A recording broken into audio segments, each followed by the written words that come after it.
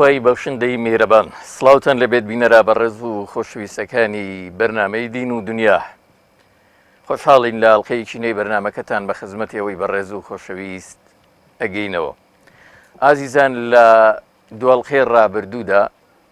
ئێمە زنجیرە بەرنمەیەکمان دەست پێ کرد لە بەرنمەکانی دین و دنیا تایبەت بە ژیان و چۆنێتی بەڕێوەبردنی کاروباری مسلمانان لەلایەن خەلیفەکانی ڕاشدینەوە خۆیان لێ ڕازی بێ. لە دووەڵقی ڕابردوودا باسی سەردەم و بەڕێوەبردننی خەلیفە یەکەمی مسلمانان ئەبوو بەخری سدیق خۆی لێ ڕازی بێ باسمان کرد. لە مەڵقەیەدا ژیان نامەی عومەری کوڕی خەتاب خۆی لێ ڕازی بێ دەست پێیەکی لەگەڵ بەڕێز دکتۆر حسێن محەممەد ساڵح پسپۆڕی مێژووی ئیسلامی و مامۆستایی زانکۆ زۆر بەگەرمی بە خێرەتنی بەڕێزانەکەین ئەم زنجیرە بەرنمەیە لە دووەڵقەی ڕابردوودا کاک دکتۆر باسی سەردەمی فەرمانڕەوایەتی خەلیفە یەکەمی مسلمانان حەزرەتی ئەبوو بەکری سدیق خۆی لێ ڕازی بێ بە دوور و درێژی باسمان کرد. پشتیوان بەخوا لە مەڵقەیەوە باسی سەردەمی زێڕێنی حەزرەتی عومەری کوڕی خەتاب وەک خەلیفەی دووهەمی مسلمانانەکەین خۆی لێ ڕازی بێ. پێم خۆشە لەوەیەوە دەست پێ بکەین کە کاتێک خەلیفە یەکەمی مسلمانان ئەبوو بەکری سدیق خۆی لێ ڕازی بێ لەسرە مەرگایە و لای ڕوونەکە وەفاتەکە چۆن کاروباری مسلمانان دەگوازێتەوە بۆ دوای خۆی. سەرەتا بە ناوی خۆی گەورە ڕێز و سپاس و پێزانێنم بۆ کەناڵی ئاسمانی پەیام بۆ گرنگیدانیان بەم باسە هەستیارانە. ڕێز و سڵاو بۆ بینەران و بیسەرانی کەناڵی ئاسمانی پەیام پیرۆزبایی ساڵی نوێی کۆچی 1442 کۆچی لە سەرجە مسلمانان بەگشتی و مسلمانانی کورد بە تایبەتی دەکەین. بەڕاستی قسەکردن لەسەر ژیاننامە و حکومدارێتی خەلیفەکانی ڕاشدین خۆیان لێ ڕازی بێت ئەبێ ئێمە ئەوە بزانین کە قسە لە سەردەمێکەکەین کە پێغەمبەری خوا عەلەیهی سەڵات وسەلام لە حەدیثێکی صەحیحە فەرمێ لە ڕیوایەتێکا فەرمێ خەیر القوڕونی قەرنی ثم الذين يلونهم ثم الذين يلونهم لە ڕیوایەتێکی ترا فەرمێ خەیر ئومەتی قەرنی ثم الذين يلونهم ثم الذين يلونهم. باشترین قەرن باشترین سەردەم و باشترین ئومەت ئەفەرمێ ئەوەیە کە من خۆمی تیا ئەژیم لە سەردەمەکەی خۆم دوایی سەردەمی دواتر و دوایش سەردەمی دواتر. باشترین سەدا کە پێغەمبەری خوا عەلەیهی سەڵات وسەلام خۆی ژیاوە هاوڵەکانی پەروەردە کردەوە. ئێمە لە حەڵقەکانی ڕابردووە ئاماژەمان بۆەوە کرد کە پێغەمبەری خوا عەلەیهی سەڵات وسەلام لە سەرەتای داعوە و بانگەوازی ئیسلامی بە تایبەتی سەردەمی 3 ساڵی نهێنی کۆمەڵی هاوڵی بەڕێزی بە تایبەتی پەروەردە کرد کە خولەفای ڕاشدین لەو هاوڵانە بوون کە پاشان کۆڵەکەی بوون بە کۆڵەکە بۆ دامەزراندن و ڕاگیرکردنی دەوڵەتی ئیسلامی. بەڵێ بێمە سەر پرسیارەکەی جەنابت و وەڵامدانەوە ڕوونکردنەوە بۆ بیسەران واروها بۆ بینەران. کاتێک کە ئەبوو بەکری سدیق ڕەزای خوای لێبێت نەخۆش کەوت لە کۆتایی تەمەنیا هەندێک لە هاوڵان گەورە هاوڵانی پێغەمبەری عەلەیهی سەڵات وسەلام بان کرد لە ڕیوایەتە ڕاستەکانە باس لە عەلی کوڕی ئەبوو تالیب کراوە ڕەزای خوای لێبێ، باس لە عوسمانی کوڕی عەفان کراوە ڕەزای خوای لێبێ، باس لە عەبدوڕەحمانی کوڕی ئەوف کراوە ڕەزای خوایان لێبێ کە بانگی کردن و فەرمووی ئێوە خۆتان کەسێک دەستنیشان کەن بۆ ئەوەی کە من ئێستا دای بنیان بە خەلیفە بۆتان بەجێنشین هەتا لە دوای من کێشە و گرفت دروست نەبێت. لە یادمان نەچێت لە کاتێکا کە ئەبوو بەکری سدیق ڕەزای خوای لێبێ لە دوای ڕووداوی کەپری بەنی ساعیدە بوو بە خەلیفە هەڵگەڕانەوە دروست بوو لە نیوە دوورگەی عەرەبیە و باسمان کرد لە حەڵقەکانی پێشوە. بۆ ئەوەی جارێکی تر ئەو حاڵەتە دروست نەبێتەوانێ ئەبوو بەکری سدیق ڕەزای خوای لێبێ حەزی ئەکرد هەتا خۆی لە ژیانە کەسێک دەستنیشان کا بۆ ئەوەی کە ببێتە خەلیفە. ئەوان پێی فەرموون کە خۆتان کەسێک دەستنیشان کەن و با منیش ئیقراری لەسەرکەم. ئەوان چەند ڕۆژێک باس لە واکرێکەوە 3 ڕۆژ دوایی گەڕانەوە بۆ لای ئەبوو بەکری سدیق ڕەزای خوای لێ پێیان فەرموو کە ئێمە کەسمان دەستنیشان نەکردووە تۆ خۆت کەسێکمان بۆ دەستنیشانکە. ئیش فەرمووی ئەگە من کەسێک دەستنیشانکەم ئێوە ڕاجیاییتان نابێت لەسەری. فەرمیان نەخێر وتی دەباشە ماوەم بەنێ بە بیر بکەمەوانێ و کەسێکتان بۆ دەستنیشانکەم. دوای عوسمانی کوڕی عەفانی بانکە ڕەزای خوای لێبێ و توێژی لەگەڵا کرد. ڕیواتەکان ئاماژە بەواکەن کەوا بەڕای هەردووکیان عمەری کوڕی خەتاب ڕزای خوا لێبێ دەستنیشانێکرێت و نامەیەک ئەنووسێت بۆ ئەوەی کەوا بۆ خەڵکی بخوێنرێتەوانێت لە دوای ئەوەی کە ئەبوو بەکر سدیق ڕزای خوا لێبێ وەفاتەکات لە نامەکەیە ئەوەی تیان نووسراوە کە ئەمە ئەو نامەیە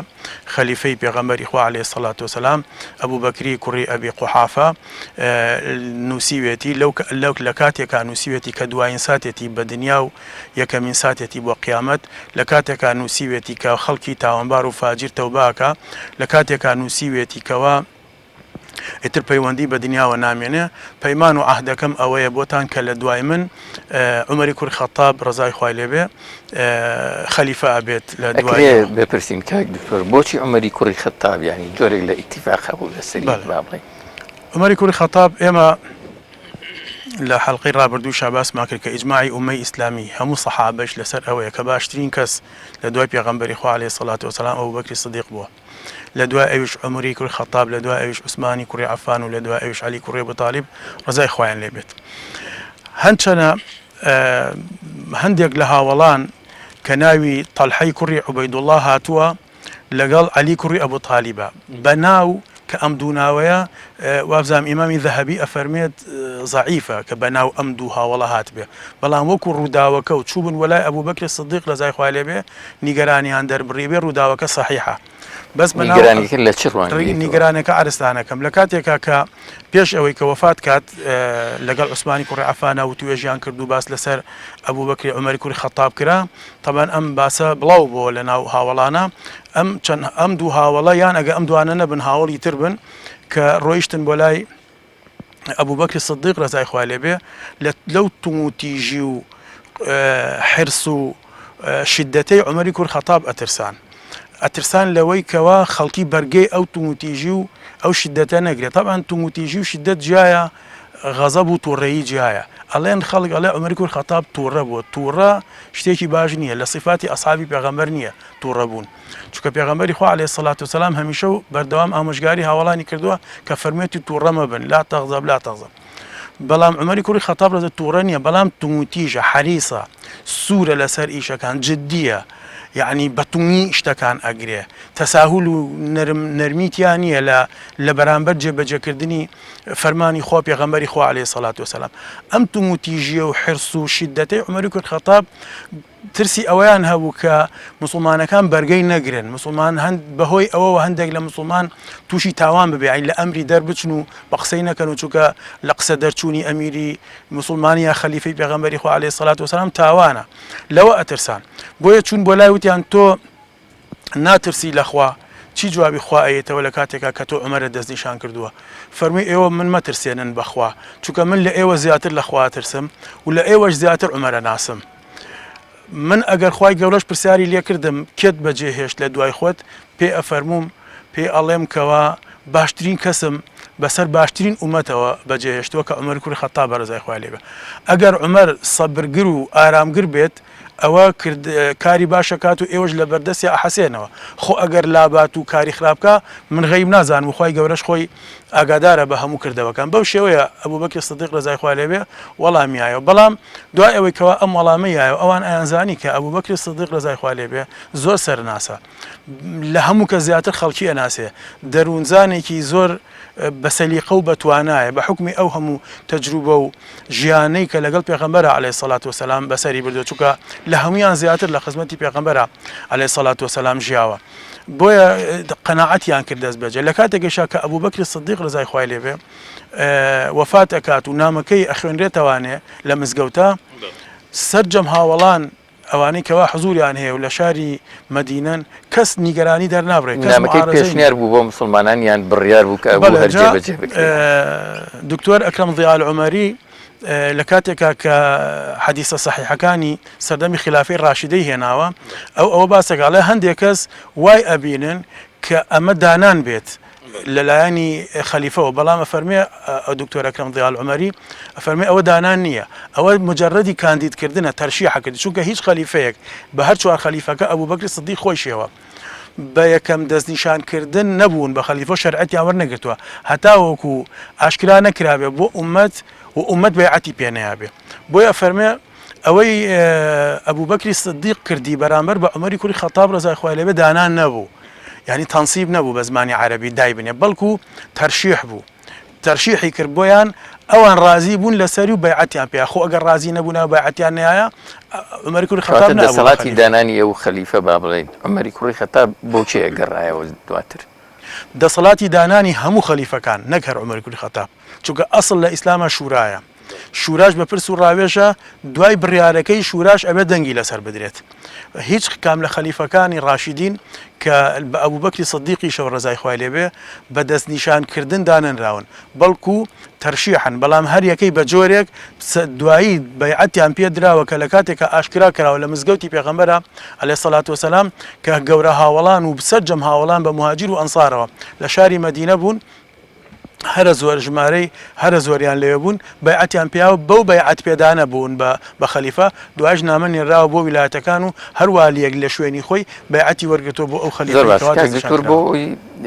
دەرفەتێک وەرگرین پێشەوەی بچینە سەرەوەی کە چۆن دەست بەکار بۆ عومەری کوڕی خەتاب بۆ خۆی چیە ڕاستی موسڵمانان کرد. پێم خۆشە ینی شتێک لە ژیان نامەی عومەری کوڕی خەتاب و چۆنێتی مسلمان بوونی و عومەر کێیە، ینی بۆی بینەران بزانن عومەری کوڕی خەتاب چێ کە ئیتر ئەبێتە خەلیفەی دووهەمی ڕاشیدین، ئەبێتە گەورە و سەرداری مسلمانان، ئەبێتە ڕابەر و پێشەوای با بڵێن دەوڵەتی ئیسلامی. جا ئەم پرسیارەی بەڕێزت بەڕاستی زۆر زۆر قوڵە وەڵامەکەی. عومەر یعنی عەدالەت، من هەموو جارێک ئەڵێم لای خوێندکارەکانی ژوتومە کە ئەڵێ عومەر یعنی مسلمان و غیری مسلمان بەدەست خۆی نییە، عەدالەت یەتە خەیاڵیەوە، کە ئەڵێ عەدالەت عومەر یەتە خەیاڵتەوە دادگەری، عومەر عەدالەتە. دوایی باسی عومەر ئەو قەڵایەیە، ئەو قەڵای ئیسلامەیە کە عەبدوڵای کوڕی مەسعود ئەفەرمێ هەتا عومەر لە ژیانا بوو قەڵا بوو بۆ ئیسلام، هەر کەسە بچوایەتە ناوی نەئەهاتە دەرەوە، بەڵام دوای وەفاتی عومەر قەڵاکە شکا، خەڵک ئەهاتە ناوی و ئەشی دوانی بچێتە دەرەوە. عومەر قەڵای ئیسلام بوو، عومەر قەڵغانی ئیسلام بوو، عومەر مای عیزەتی ئیسلام بوو. پێغەمبەری خوا عەلەیهی سەڵات وسەلام ناوی لێنا فاروق، لە کاتێکا کە تەمەن لە ساڵی 6 بەپێی ڕاستترینی ڕیواتەکان لە ساڵی 6 پێغەمبەرایەتیە یان لە بینی 5 و 6 پێغەمبەرایەتیە عومەری کوڕی خەتاب ڕەزای خوای لێبێ مسلمان بووە. لە کاتێکا کە هەواڵی پێدراو لە ماڵی ئەرقەمە و قسە و بەسەراتەکەی من ناجێڕمەوە، گوێگران و بیسەران خۆیان ئەزانن بەسەراتەکە چۆنە، دوای ئەوەی کەوا مسلمان بوو عومەری کوڕی خەتاب ڕەزای خوای لێبێ ئەتر قبوڵی نەبوو بەوەی کەوا بە زەلیلی بژین، بۆیە داوای لە پێغەمبەر کرد کە ئێمە بۆچی با بە زەلیلی بژین. پێغەمبەری خوا عەلەیهی سەڵات وسەلام لەسەر پێشنیازی عومەر مسلمانەکانی کرد بە دوو فێرقە، بە دوو سەف، عومەری کوڕی خەتاب خۆی ئەیگەڕێتەوە، فەرمێ ئیتر بەناو شاری مەکان ڕۆیشتین، سەفێکیان لە دوای منەوە سەفێکیشان لە دوای حەمزەوە، فەرمێ ڕۆیشتنەکانمان و تەقەی پێمان و ئەو زیکری وشتانەی کە ئەمان کرد وەکو چۆن ئاشکە ئەخولێتەوانێ و تاوان کاتی خۆی ئاشی بەردین بۆ دەنگی گەورەی هەبوو، ئاوا دەنگی ئایەوە لە ناو شاری مەکە، هەتا گەیشتینە مزگەوت مەسجد الحرام، هەتاوکو گەیشتینە کەعبە، ئەلەو کاتا ئیتر یەک کەس نەبوو لە مشریکینی قوڕەیش بتوانێت لە بەرامبەرمانە هەڵوێستە وەربگرێت و دژایەتی مابکە. پێغەمبەری خوا عەلەیهی سەڵات وسەلام ناوی نام فاروق، یعنی جیاکەرەوەی بینی حەق و باتڵ. عومەری کوڕی خەتاب ڕەزای خوای لێبێ لە 13 ساڵ دوای حادیسەی فیل لەدایک بووە، پێغەمبەری خوا عەلەیهی سەڵات وسەلام لە ساڵی فیلە لەدایک بووە، عومەری کوڕی خەتاب ڕەزای خوای لێبێ 13 ساڵ دوای حادیسەی فیل، یعنی 13 ساڵ لە پێغەمبەری خوا عەلەیهی سەڵات وسەلام مناڵتر بووە. عومەری کوڕی خەتاب ڕەزای خوای لێبێ وەکو ئیبن جەوزی ئەیگێڕێتەوانێ باسی لە تەوراتا کراوە، لە تەورات و لە ئینجیلا عومەری کوڕی خەتاب باسی کراوە، چونکە ئەفەرمێ ئیبن جەوزی ئەیگێڕێتەوانێ لە ئەقرەعی بانگبێژی عومەری کوڕی خەتاب خۆیەوە ڕەزای خوای لێبێ، ئەفەرمێ لەگەڵ عومەری کوڕی خەتاب بوون بەلای قەشەیەکی گاورەکانە ڕۆیشتین، عومەری کوڕی خەتاب لێی پرسی هیچ بەسف و باسێکی ئێمەتان هەیە لە تەورات و لە ئینجیلا؟ فەرمووی ئەویش پێی ئێمە صفەت و کردارەکانی ئێوەمان ناسیوە لە تەورات و لە ئینجیلا، بەڵام ناوتان نەهاتووە. فەرمووی چۆن من ئەبینن؟ قال قەرن من حەدید، وتی قەرن من حەدید ئێسایکین بە کوردیش. عومەری کوڕی خەتاب فەرمووی قەرن من حەدید یعنی چی؟ مەبەستت پێی چییە؟ فەرمووی ئەمیر شەدید، کاربەدەستێک ئەمیرێکی زۆر توموتیش، ئێمەش لە سەرەتا باسی عومەرمان کرد کە زۆر تونگوتیش بووە عومەری کوڕی خەتاب ڕەزای خوا لێ بێ باسی تونگوتیژی تۆ کراوە کەوا سەردەمێگێت و ئەمیرێکی زۆر تونگوتیش کاروبارەکان ئەبا بەڕێوە عومەری کوڕی خەتاب فەرمووی الله ئەکبەر الحەمدولله کە ئەوەی لێبیست پێغەمبەری خوا عەلەیهی سەڵات وسەلام پێش ئەوەی کە عومەری کوڕی خەتاب مسڵمان ببێت دوعای کردووە بۆ ئەوەی کەوا عیزت بە ئیسلام بگات خوای گەورە بە یەکێک لەم دوو عومەرە فەرموویەتی لە حەدیثێکی صحیحە کە ئیمامی ترمذی ڕوایەتی کردووە فەرمێ اللهم أعز الإسلام بأحب هذين الرجلين إليك بأبي جهل أو بعمر بن الخطاب أبي جهل عمري کوڕی هیشام بووە فەرمێتی خوایە ئیسلام عزیز کە بە خۆشەویستترین کەس لەم دوانە لە لای خۆت عمری کوڕی هیشام کە ئەبوو جەهل یان عومەری کوڕی خەتاب ڕەزای خوا لێ بێ بەڵام دیارە خوای گەورە عومەری کوڕی خەتابی زۆرتر خۆشویستووە بۆیە عیزەتی بە مسلمانان یاوە لە بە عومەری کوڕی خەتاب ڕەزای خوا لێ بێ ئیبن عەبدولبەر ئەفەرمێت ئیسلام مسلمان بوونی عومەری کوڕی خەتاب ڕەزای خوا لێ بێ عیزەت بوو بۆ ئیسلام و بۆ مسلمانان بەهۆی ئەو دوعای پێغەمبەری خوا عەلەیهی سەڵات وسەلام عبد الله كوري مسعود فرمي ما زلنا أعزة منذ أن أسلم عمر لدواي مسلماني عمر إتر إما عزت ما نبو عزيز أجيان سربرز أجيان لصحيح بخاري هاتوا لقيسي كوري حازمة هروها لعبد الله كوري مسعود وبجاري كتير بسنادي كتير الروايات كتير ما زلنا أعزة منذ أن أسلم عمر لو كاتوي كوا عمر كوري خطاب مسلمان إما عزت ما نبو بهوكاري ناوناني وفاروق باس ماكر كبيغمبري خو عليه الصلاة والسلام ناوینەوە بە فاروق پێغەمبەری خوا عەلەیهی سەڵات وسەلام کۆمەڵە حەدیثی صحیحەیە بەڕاستی لەبارەی فەزائیل و گەورەی و تایبەتمەندی عومەری کوڕی خەتابەوە لە حەدیثێکە لە ئیمامی بوخاری ڕەحمەتی خوای لێ بێ ڕیواەتی کردووە لە عەبدوڵای کوڕی هیشامەوە ئەفەرمێت لەناو هەموو ئومەتێکە خەڵکانێک هەبووە محدەث بوون یعنی قسەکانیان هاتووەتە دی یعنی ملهەم بوون وەکو چۆن بڵێ قسەکانیان ئیلهام بەخش بۆیان ئیلهام کەوت خوای گەورە شتی خسۆتە دڵیان قسەیان کردووە پێشبینی دروستیان هەبووە ئەفەرمێ ئەگەر کەسێکە بێت لە ئومەتەکەی منە عومەرە ئەوە شەیە فەرمێ ئەگە پێغەمبەر لە دوای من هەبێن عومەرە بەڵام من بە ڕیواەتی صحیح ئەوەم نەبینەوە بەڵام ئەمە ڕیواەتی صحیح و ئیمامی بوخاری ڕیواەتی کردووە فەرمێ کە ئەوە پێشبینیەکانی ڕاستە و پێشبینی کەر بووە فەرمێ ئەگەر لە ئومەتی منە هەبێت عومەری کوڕی خەتاب ڕەزای خوای لێ بێ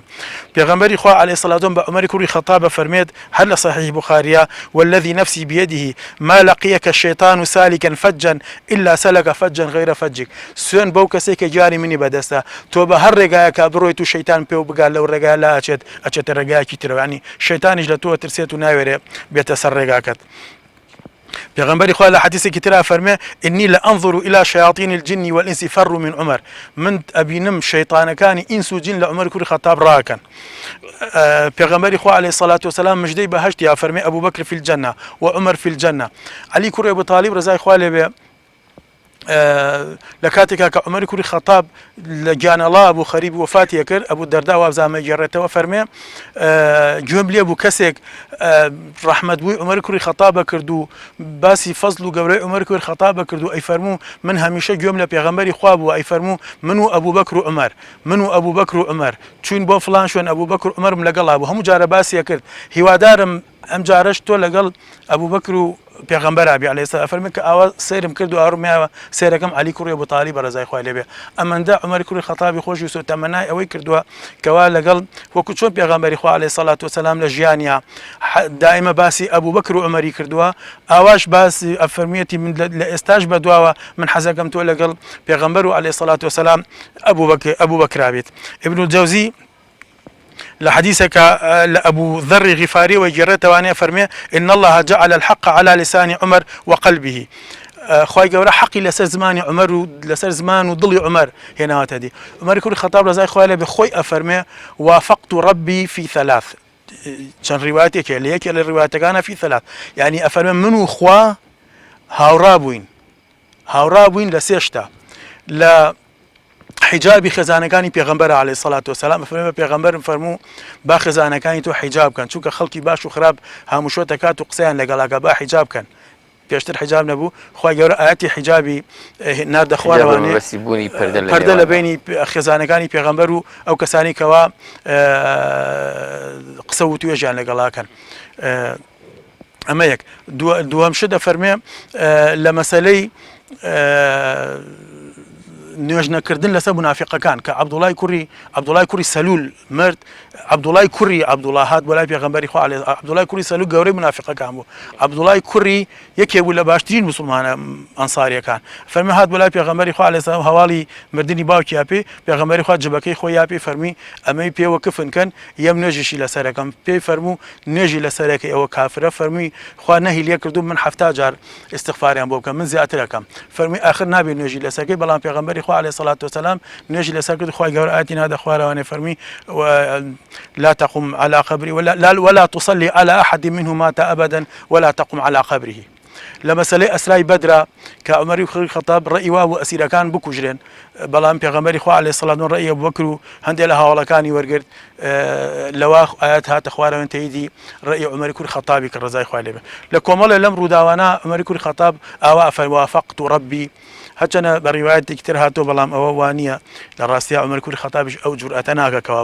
بڵێ وافقنی ڕەبی خوا هاوڕای من بوو نەخێر بەس ئەڵێ هاوڕا بووین لەگەڵ خوای گەورە یعنی یەک ڕەئیمان هەبوو لە کاتێکا کە پێغەمبەری خوا عەلەیهی سەڵات وسەلام ئەمە تەصدیقی ئەوە کە پێغەمبەری خوا عەلەیهی سەڵات وسەلام فەرمێ خوای گەورە حەق لەسەر زمان و دڵی عومەر کوڕی خەتاب ڕەزای خوای لێ بێ ئەمە عومەر کوڕی خەتابە زۆر بە کورتی عومەر کوڕی خەتابە بۆیە سەیرەکەی دوژمنانی ئەم ئیسلامە چەند زۆرن بە ئەندازەی دوژمنانی ئەم ئیسلامە دوژمنانی عومەر کوڕی خەتاب زۆرە زۆر باش کاک دکتۆر بابینەکەوەتە زانیمان کە اختیار چۆن هاتە سەر عومەری کوڕی خەتاب خۆی لێ ڕازی بێ و عومەریشمان ناسی کێ و تایبەتمەندی چییە کەواتە عومەرە بێتە خەلیفەی دووهەمی موسڵمانان خەلیفەی ڕاشدین خەلیفەی دووهەم با بزانین چۆن دەست بەکار بوو وەک خەلیفەی موسڵمانان عومەری کوڕی خەتاب ڕەزای خوای لێ بێ دەست بەکار بوو وەکو چۆن ئەبوو بەکری سەدیق ڕەزای خوای لێ بێ دوای ئەوەی کەوا بەیعەتی پێدرا وتاری خوێندەوە ئەمیش دوای ئەوەی نامەکەی ئەبوو بەکری سەدیق خوێنرایەوە و بەیعەتی پێدرا لە مزگەوت عومەری کوڕی خەتاب ڕەزای خوای لێ بێ وتاری فەرموو بە هەمان شێوەی ئەبوو بەکری سەدیق ڕەزای خوای لێ بێ کە منتان هەڵبژاردووە و من بووم بە خەلیفە حتا ئەو بەنەوەیەکی تر فەرمووی خوای گەورە ئێوە ئیبتیلا کردووە بە منیش ئیبتیلا کراوم بە ئێوە یعنی من تاقیەکاتەوە بە ئێوەش تاقیەکاتەوە بە من گوێڕایەڵم بن ئەگەر من ئیتاعی خوا پێغەمبەری خوا بکەم ئەگەر غەڵەتم کرد ڕاستم کەنەوە بۆیە یەکێک لە ئامادەبووان هەندێک بە ناوی سەلمانی فارسیەوە هێناویانە هەڵ ئەسێتەوانێ و ئەفەرمێ وەڵڵاهی ئەگەر لاریەک لێ ببینی بەنووکی شمشێرەکانمان ڕاست دەکەینەوە عومەری کوڕی خەتاب ڕەزای خوای لێ بێت و ڕە نابێت ئەفەرمێ سوپاس بۆ ئەو خوایەی کە لەناو ئومەتی محەممەدا عەلەیهی سەڵات وسەلام کەسانی وا هەیە ئەگەر گەورەکەیان هەڵەی کرد ڕاستیەکەنەوە لێ قوبوڵ ناکەن یعنی عومەری کوڕی خەتابیش ڕەزای خوای لێ بێ هەمان ڕێوڕەسمی ئەبوو بەکری سەدیقی پەیڕەو کرد هاوڵان و مسلمانانی ئاگادار کردەوە لەوەی بەڵێ کە من عومەرم بەڵێ کە من ئەو کەسەم حەزەتان هەبوو لەوەی کە من ببمە جێنشین و کاربەدەست بەسەرتانەوە ئەگەر هەڵام کرد ئێوە ڕاستم کەنەوانە من بلم لەوادە و نمونەی ئەمەشمان هەیە لە کاتێکا کە عومەری کوڕی خەتاب ڕەزای خوای لێ بێ وتار ئەخوێنێتەوانێ لە وتارێکی جومعەیە لەو سەردەمەیە سەیرەکە خەڵکی مەسەلەی مارەی ئافرەت خەریکن زیادەڕۆیی تیاکەن ئافرەتان کە داوای مارەیان بۆ ئەکرێت و لە کاتی نیکاحە پارەی زۆر و ئاڵتون و ئەم شتانەی زۆر ئەکەمە مارەی عومەری کوڕی خەتاب ڕەزای خوای لێ بێ ویستی کەوا تەحدیدی مارەیی بکات وتارێکی خوێندەوانێ و گلەیی کرد لەوەی کەوا بۆچی ئێوە مارەیتان زیاو کردووە نابێ مارەی زیاوکەن و ویستی کە تەحدیدی کا بە مەبلەغێک کە هاتە خوارەوە ئافرەتێک یەخەی گرت و فەرمووی تۆ چۆن ئەتوانی تحديد ماري بكي لكاتك كخواي جورا فرمي وإن آتيتم إحداهن قنطارا فلا تأخذوا منه شيئا أتأخذونه بهتانا وإثما مبينا قنطار يعني مال كثير تحديدي نكردو أخوة مالكي زورتان أقريا بماري ليان مسنوا يان تحديدي مكان يكسر عمر كل خطاب رزاق أخوة لما تورنا أبو لي بلي تو شون وعليتم من خليفة وأميري مسلمانانم شو سر من بركة وفرموي من بشمابو مولي وبريارة كل الناس أفقه من عمر هم كسل عمر فقيه ترى عمر تو تشي زاني هاد لو ما يخويكر فمن كل الناس ويلك يا عمر كل الناس أفقه من عمر هم كسل عمر فقيه ترى يكسر باش جذبه لو بالرياضة زور باشا كاك دكتور باباسي چمكو د صلاة مانا و دەلالەتەکانی خەلیفە بکەین بزانین چی وە خەلیفە لەو سەردەمایە بە مانای چی دێ خەلیفە چ پێگە و مەکانەتێکی هەبووە لەو کاتەیە بۆ مسلمانە طبعا خەلیفە من حەزەکەم ئاماژە بە خاڵێ بم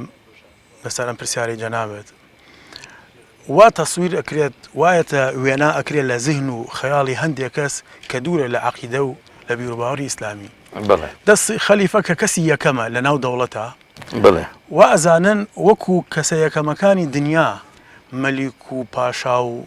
ڕێیس جمهور و نازانم سەرۆکەکان و ئەمانە ئێتر دەستکەوتی زۆر دەوڵەمەنی زۆر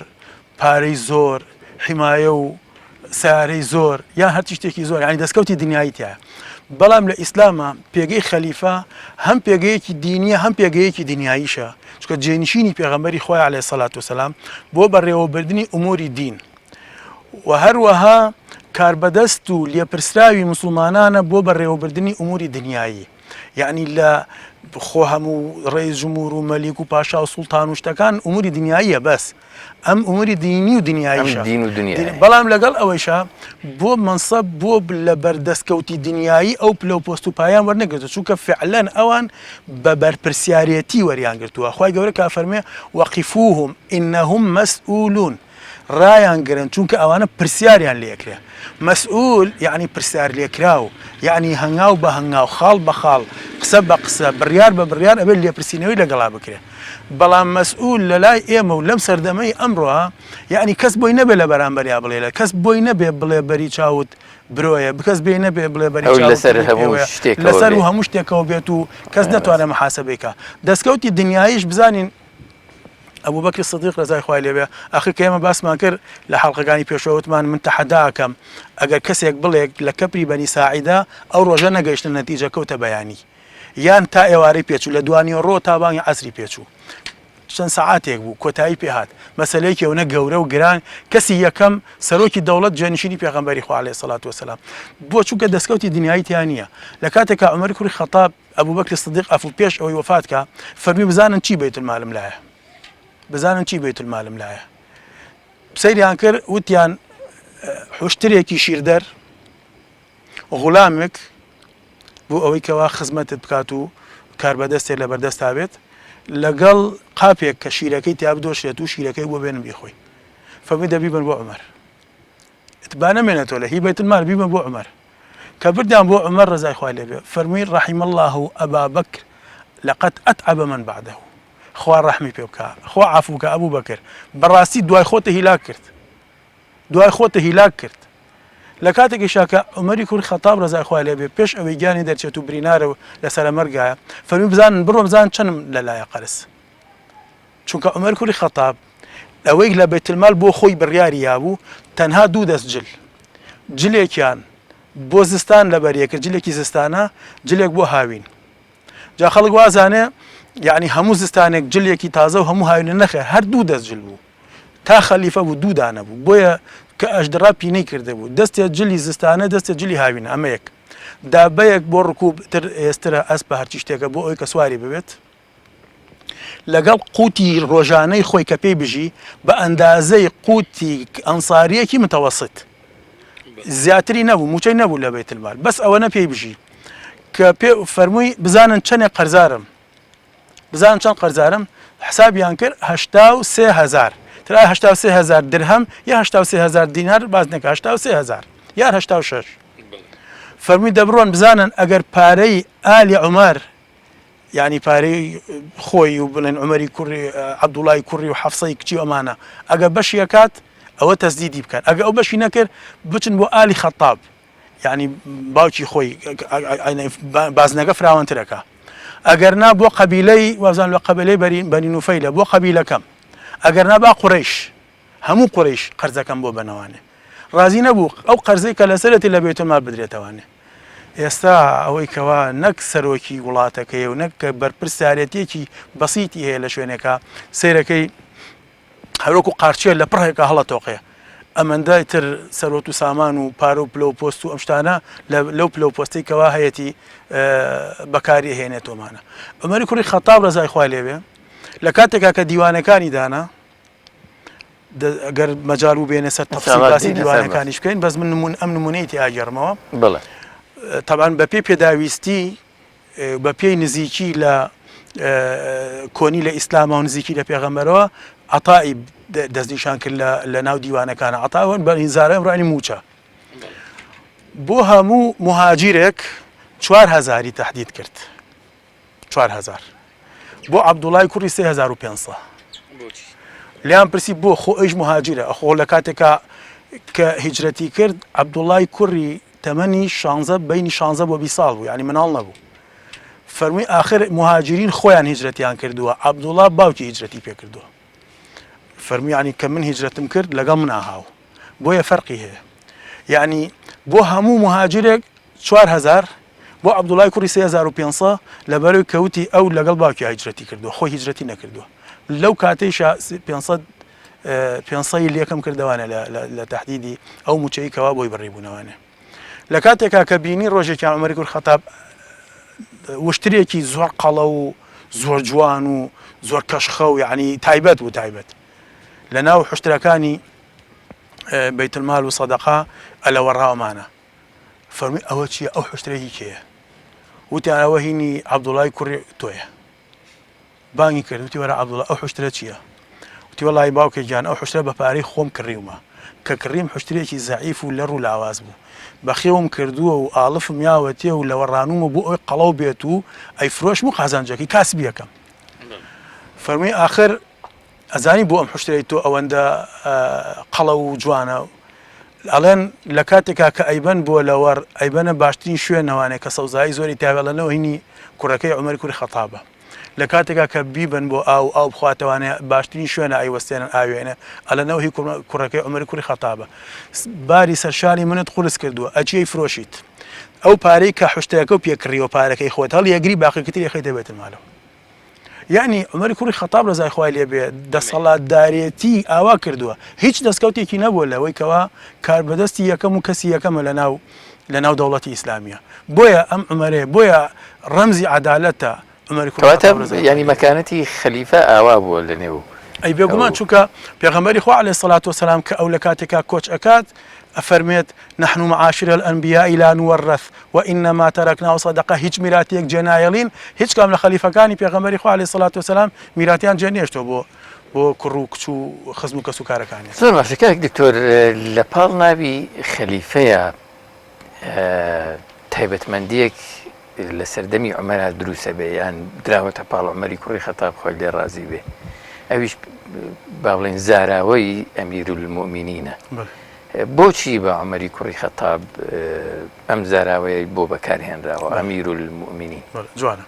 طبعا یەکەم کەسە کە ئەو لەقەبە درا بە عومەری کوڕی خەتاب ڕزای خوا لێ بێ پێوترا ئەمیرولمومینین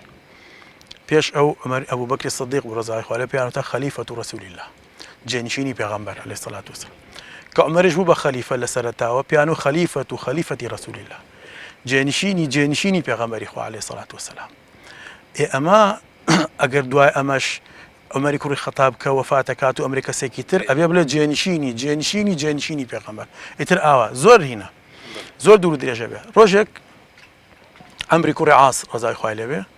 ئەچێت سەلامەکە لە عومەری کوڕی خەتاب فەرمووی پێی ئەسەلام عەلەیکە یا ئەمیرە المومینین وتی وەرە ئەمە لەکوێ هێنا ئەمە بۆ بەکارهێنا فەرمووی ئاخر ئێمە ئیماندارین تۆش لێپرسراومانی ئەمیرمانی ئەمرمان بەسەراکەیت بڕیارەکانی تۆ ئێمە جێبەجێکەین بۆیە باشترین لەقەب بۆ تۆ ئەمیرولمومینینە هاوڵان کەوا لە دەوری بوون و ئاگیان لەم حیوارونەوە بتیان باشترین لەقەبەکەوە دەستنیشانکراوە بۆ تۆ عومەری کوڕی خەتابی ڕزای خوای لێ پێی ڕازی بوو لەو کاتۆ پێوترا ئەمیرولمومینین بۆ ئەوەی هەم لەو زاراوەی کە زۆر دوور درێژە بێتەوانێ جێنشینی پێغەمبەر جێنشینی پێغەمبەر جێنشینی درێژە بێتەوانێ زۆری پێچێ بەڵام ئەمیرولمومینین لەو کاتەوەی کە بە عومەری کوڕی خەتاب وترا ئەمیرولمومینین هەتا خۆی لە ژیان نابوو هەر ئەمیرولمومینین بوو لە دوای ئەویش هەموو خەلیفەکانی تر هەردوو خەلیفەکەی تری کاروباری دین و دنیاش پێکەوە گرێدا ئەی بێگومان ئیتر لەو کاتەی شەوانێ ئێمە کە باسمان کرد هەردوو بوارەکە ئەبا بەڕێوە بۆیە ئەم ئەمیرول ئەمان ئەوانەی کەوا لە بەردەستیاتی زۆربەی هەرە زۆریان تەمان ئیماندارن ئەمیریشیانە ئەمرەکا بەسەریانە و کەسی یەکەمیانە و ئەوانیش مطیع و گوێڕایەڵن ئەمە لە ڕووی زاراوەیەوەن و عەمری کوڕی عاسش تەبعاً کەسێکی زۆر زیلەک و بلیمەت و بەتوانە بۆ بە داهیەت العەرەب ناسراوە طبعاً کە زۆر زیرەک بوو ئەو لەقەبە ئەو هات بەخراڵێ و داهێنا بۆ کاک دکتۆر عومەری کوڕی خەتاب ڕەزای خوای لێبێ. مەکانەتی موسڵمانان لە دەسەڵاتەکانی ئەو کاتی دنیا و ناوچەکەیە بزانم، یعنی بزانم کاتێک عومەری کوڕی خەتاب خۆی لێ ڕازی بێ بێتە خەلیفەی موسڵمانان و ئەمیری ئیمانداران، مەکانەت و پێگە و پێناسەی ئەم کیانە ئیسلامیە چۆنە بێ؟ چۆن بووە لەو کاتەیە؟ بەڵێ تاوان کاتێکە عومەری کوڕی خەتاب ڕەزای خوا لێ بوو بە خەلیفە پێش ئەو کە پێغەمبەری خوا عەلەیهی سەڵات وسەلام خۆی لە ژیانە بوو نامەی بۆ مەلیک و پاشەکانی ئەو کاتەی جیهان ناردبوو دەنگ و باسی ئیسلام و موسڵمانان بڵاو ببوانێ. دوایش کە ئەبوبەکری سیدیق ڕەزای خوای لێ بۆ شەڕی هەڵگەڕاوەکانی کرد و زاڵ بوو بە سەریانە ئەوەندەی تر دەنگ و باس سوپای ئوسامە کە ڕۆی بۆ یەرمووک و بۆ شەڕی ڕۆمەکان بە هەمان شێوە. بۆیە مەکانەتی ئەم دەوڵەتی ئیسلامیە لە جیهانی ئەو کاتا دەنگی هابوانێ و هەیبەت و عیزەتێکی بۆ دروست بوو. بۆیە عومەری کوڕی خەتاب ڕەزای خوای لێ لە سەردەمی ئەوە ئیتر فتوحاتی ئیسلامی دەست پێ دەکات. فتوحاتی ئیسلامی دەست پێ دەکات لە یەک کاتا لە دوو قۆڵەوە کە ئەو کاتە دوو گەورە زلهێز جیهانی ئەو کاتەیان بەدەستەوە بوو، یەکێکیان کە فارسی ساسانیەکان بوو بەشێکی زۆر لە جیهانی ئەو کاتە بەدەستیانەوە بوو، یەکێکیشیان ڕۆمی بەیزەنتیەکان بوو کە بەشێکی تری جیهانی ئەو کاتە بەدەستیانەوە بوو. عومەری کوڕی خەتاب ڕەزای خوای لێ بێت دوو سوپای بەڕێ خستێکیان بە سەرکردایەتی سعدی کوڕی ئەبی وەقاس بۆ وڵاتی فارس، یەکێکیشان بە سەرکردایەتی عەبدوڕەحمانی کوڕی عەوف بۆ وڵاتی شام، ئێتر کە لێەوە دەست پێکات چونکە لیقائی یعنی خاڵی بەیەگەیشتنی دەسەڵاتی فارسەکان لە عێراقەوە بوو کە بە وڵاتی فارس ناونرا بە عێراقی عەجەمی پێوترا. ئەم عێراقی ئێستا ناوەم سنوورێکەتی کە ساڵی 1920 تکێشراوە، ئەو کاتە عێراقی عەجەمی پێوتراوە و لەژێر دەستی وڵاتی فارسا بووە.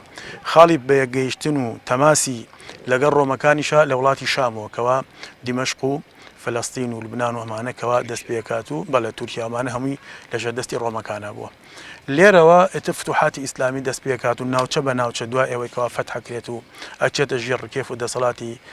موسڵمانانەوە. عومەری کوڕی خەتاب ڕەزای خوای لێوێ والی بۆ دەستنیشانەکات و لەلایەنی خۆیەوە سەرپەرشتیەکرێت و والیەکان کاروباری ناوچەکەی خۆیان ئەبەن بەڕێوە و زۆر جاریش ئەو والیانی کەوا دەستنیشانی کردوون هەر لە خەڵکی هاوزمانی خۆیان لە کاتێکا کە لە شەڕی حولوان کەوا دەوروبەری خانەقینی ئێستاە کە فارسەکان تێک ئەشکێنێت و کە خاکی کوردستانە تەبەری باسی کردووە و هێناوێتی هەر یەکێک لە کوردەکان خۆیان ئەکاتە ئەمیر و هەندێک کەس ئەم پەلاویستنە یان ئەم با بڵێن کارێکە لە سەردەمی عومەری کوڕی خەتاب و سوپای ئیسلامی کردوێتی بە جۆرێک لە داگیرکاری ناوە بن، مەسەلەن ئێوە بە فتوحاتی ئیسلامی ناویە بن. ئایا فعلا ئەمە ڕزگارکردنی گەلان بوو لە چەوسانەوە و لە بێئاگایی و وەنیا لە خۆونکردن یان وەکوەوە نەڵێن داگیرکردن و خۆ سەپاندن و کوشت و بڕ بوو با بڵێن کەسڕای جار یەکەم داگیرکاری نەبوو بە هیچ شێوەیەک. بەڵێ کوشت و بڕیش هەبوو بەڵام لە هەموو ناوچەیەکانە کوشت و بڕ بە معنایەکەوە شەڕ هەبوو بەڵام لە هەموو ناوچەیەکانە زۆرێک لە ناوچەکان بە بێ شەڕ فەتحەکرا. ئەو ناوچانشی کە بە شەڕ فەتحەکرا دوای ئەوەی کەوا موسڵمانەکان ئەچوونە ناوەوە و ئیسلامیان ئەناسی خەڵکەکە باوەشیان بۆ ئیسلامە گرتەوە و لە ناویانە ئیسلامەتی ئەتوایەوە. ئەو شوێنانی کەوا بە شەڕ تایە سوپای ئیسلام هاتە ناویەوان ئەو بەشە کوردستانی کەوا لەژێر دەسەڵاتی فارسەکانە بوو لە شەڕی حولوان و شەڕی جەلەولا و شەڕی شارەزور و ئەمانە کە لەژێر دەستی فارسەکانە بوو شەڕی سەخت و خوێناوی ڕوویاوە و ژمارەیەکی زۆریش لە سەحابە شەهید بوو بە تایبەتی لە شەڕی شارەزورە کە باسی دیەکەن بەهۆی سەختی شەڕەکە و بەهۆی زۆری دوو پشکی ناوچەی شارەزور کەوا ژمارەیەکی زۆر لە هاوڵان شەهید بوون. بەڵام بەشیکی وڵاتی شام زۆربەی هەرە زۆری بەبێ شەڕ فەتح بووە. ئەویش هۆکارەکەی دوو هۆکار هەیە تاوان خۆ بەشی وڵاتی شامیش کوردستانی ئێستای سووریا و کوردستانی تورکیا بەشەکە بوون کە لەژێر دەستی وڵاتی شامە بووە. وڵاتی شام ڕۆمەکان ئەهلی کتاب بوون، نەسڕانی بوون، تەورات و ئینجیلیان هەبوو، باسی پێغەمبەری ئاخر زەمان و ئەمانە کراوە. بازرگانەکانی خێڵی باجن و هەروەها جابانی کوردی کە خەڵکی ئەو ناوچانە بوون هاتوون بە لە خزمەتی پێغەمبەری خوا عەلەیهی سەڵات و مسلمان بوون و پێ ئەچێت کە گەڕابنەوانێ بە نهێنیش ئیسلامەتیان بڵاو کردبێتوانێ لەناو خۆیانە لەناو کوردەکانە و ئەوان پێغەمبەری ئاخر زەمانیان ناسیوە یعنی زانیوانە کە پێغەمبەرێ بۆیە کە دەنگ و باسی ئەم پێغەمبەریان بیستووە و دینەکەیان بیستووە باوەشیان بۆ کردوێتوانێ و کەمترین شەڕ لەو ناوچانە ڕوویاوە. جا وڵاتی فارسەکان ئەو بەشێک کە لە ژێردەستی وڵاتی فارسەکانە بوو ئەوان مەجووسی بوون، ئاگرپەرست بوون، ئەهلی کتاب نەبوون. کوردەکانیش کە لە ژێردە سەڵاتیانەوە یان ڕەعیەتەکانیان بە غەیری کوردیشەوە خەڵکی تریان لە ژێردەستا بووە شارەزایەکی ئەوتۆیان لە دینی ئاسمانی نەبووە. ئەوان وایان خسوەتە مێشکیانەوە کە ئەمانە یەن خەت و عامتانەکەن و ئەتان کوژن و لە ناوتانە بن و ئەمانە بۆیە شەڕیان کردووە ڕوبەڕویان بوونێتەوە. شەڕەکان کورد کردوێتی بەڵام بە ئەمر و بە تەختیت و پلانی فارسەکان بووە لە چوارچێوەی سوپای ئەو ئیمپراتۆرەتی فارسە بەڵام دوای ئەوەی کەوا ئیسلام هاتە ناوەوە ئەمانیش ئیسلامیان ناسی و هەڵسوکەوت و ڕەفتاری سەحابەکانی پێغەمبەری عەلەیهی سەڵات وەسەلام بینی و تەعامولیانیان بینی و هەستیان کرد بەوەی کەوا ئەمان لە ژێردەستی داگیرکاری فارسەکان ڕزگاریان کردوون و هەست بە بوونی خۆیان و بە کیانی خۆیانەکەن بۆیە باوەشیان بۆ ئیسلام کردەوە. لەو کاتەوەی کەوا میلەتی کورد هاتوۆتە ناو ئیسلامەوە و ئیسلامی قبوڵ کردو وەکو دینی ڕەسمی لە ناویا بووە هەتا ئێستاش زۆرینەی هەرە زۆری میلەتی کورد مسلمانە و زۆر بەیشیان لەو مسلمانانە کەوا زۆر بە مەبدە و عەقیدە و بیر و باوەڕەوە و چەنەها عالم و چەنەها خواناس و چەنەها پیاوچاک لە ناو میلەتی کورددا هەڵکەوتو لەوانە ئیبن سەلاحی شارەزووری لەوانە ئیبن خەلەکان لەوانە یعنی زۆرێکی سەر لەواچە ناوەکانیان نەیەتە خەیاڵمانە کە یاقوتی حەمەوی صاحبی کتێبی معجەم البولدان لە کاتێکە کە باسی شارە زوور دەکات باسی خەڵکی شارە زوور و ئەمانە و کەوا کە لە ڕەقن و شتیان بە ئاسانی وەرنەگرتۆ تەستیم نەبوون و ئەمانە باسی شەڕەکان لەگەڵ موسڵمانەکانە ئەفەرمێ لە دوایە بەڵام ئەم میلەتە ئەفەرمێ دوای ئەوەی کەوا موسڵمان هەرچەندە من گومانیشم وایە یاقوتی حەمەوی خۆشی هەر کورد بێ خەڵکی منتیقەی حەما بێ پارێزگای حەما لە سووریا ئێستا خەڵکی ئەو ناوچەیە بێت ئەڵێ بەڵام ئەمان فەخرە بۆیان کە ئیبن سەلاحی شارەزووری و ئیبن خەلەکان و ئەمانە لە ناویانە هەڵکەوتووە. ئەگە ئیمامی شافعی یەکەم کەس بێکەوە ڕیسالەی نووسیوە لە ئوسولی فیقها ئیبن سەلاحی شارەزووری یەکەم کەسە کە علومی حەدیث نووسیوەتەوانێ یەکەم کەس دانەری علومی حەدیث و نووسەری علومی حەدیث بووە کە خەڵکی شارە زوور بووە خەڵکی شارە زووری خۆما. ئیبن خەلەکان لە کاتێکە ئەگە ئیمامی ذەهەبی یا ئیبن حەجەری عەسقەلانی دابنرێن بە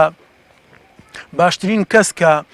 تاریخی تەراجومیان نووسیوە ژیاننامەی خەڵکەکانیان نووسیوە ئیبن خەلەکانیش کەوا وەفایەت الأعیانی نووسیوە لە نزیکی 12 مجەلەدایە ئەویش داهەنرێ شان بەشانی ذەهەبی و ئیبن حەجەری عەسقەلانی کە ئیبن خەلەکان خەڵکی ئەو خەلەکانی لەولا کانی وتمانی لای خۆمانەوە کورد بووە. یعنی بەم شێوازە کورد موسڵمان بوو بەم شێوازەش خزمەتی بە ئیسلام و بە دینەکەی و هەتاوەکو ئێستاش زۆر پابەندە بە ئاینی پیرۆزی ئیسلامەوە. بەڵێ زۆر سپاس. ئێمە کاتی بەرنامەکەمان کۆتایی هات ئینشاڵڵاوەی کە ماوەتەوە لە سەردەمی زێڕێنی عومەری کوڕی خەتاب خەلیفەی دووهەمی موسڵمانان و ئەمیری باوەڕداران هەڵەگرین بۆ ئەڵقەی داهات و زۆر سپاس بەڕێز دکتۆر حسین محەممەد ساڵح پسپۆڕی مێژووی ئیسلامی و مامۆستای زانکۆ زۆر سپاس. نێرە بەڕێز و خۆشەویستەکان لەگەڵ سپاس بۆ هاوکارانم و بۆ ئەم خاوەنی ئەم شوێنە بەڕێزکاک فازل بیارەی کاوکاری کردین لێرە بەرنامەکە پێشکەشکەین دێنە کۆتایی هەڵقەی جارەی بەرنامەکەتان تا هەڵقەی داهاتوو بەخواتان ئەسپێرین تەندروست.